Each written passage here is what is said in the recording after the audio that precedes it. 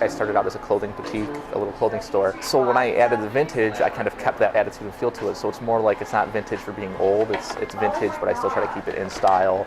It grew into that because there's really no other true vintage shop in the immediate area.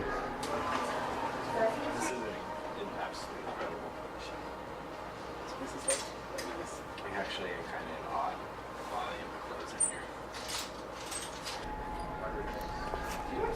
Split up by like, is it like a guy's section? Or Well, the men's is all upstairs. all upstairs? Okay. Yeah, and most then downstairs is all the women's and stuff. So, Okay. yep, Cool, thank you. yep.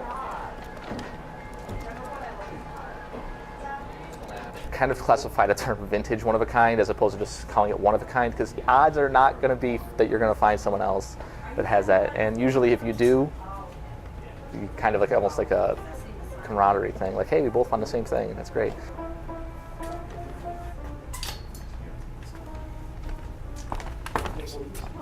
There's a lot more sheer fabrics out there, especially with tops and dresses and things. So you kind of like, what do you want to wear under it? And a bustier is always a good way to work that. So I've been doing a lot more customizing. I've done like additions to them. I try to use vintage bustiers so that way they are a little bit more unique. It's not just like something you would buy at the mall. And I do a lot, hands-on customizing, adding pieces, taking things off of them, adding stuff to them. Sometimes you can make things look totally different by little subtle things like that.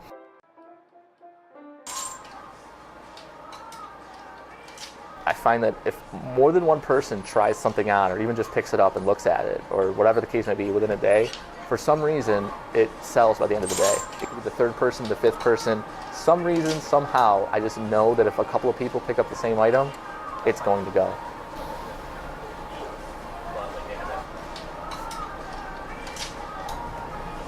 Cool, alright, thanks. Yep. Have a good one. You too. I don't know. I don't ask questions. I just go with it. It's one of those things that if hey, that's a weird cosmic aura in the clothing industry, I'll take it, because sometimes it's better to be lucky than good. So.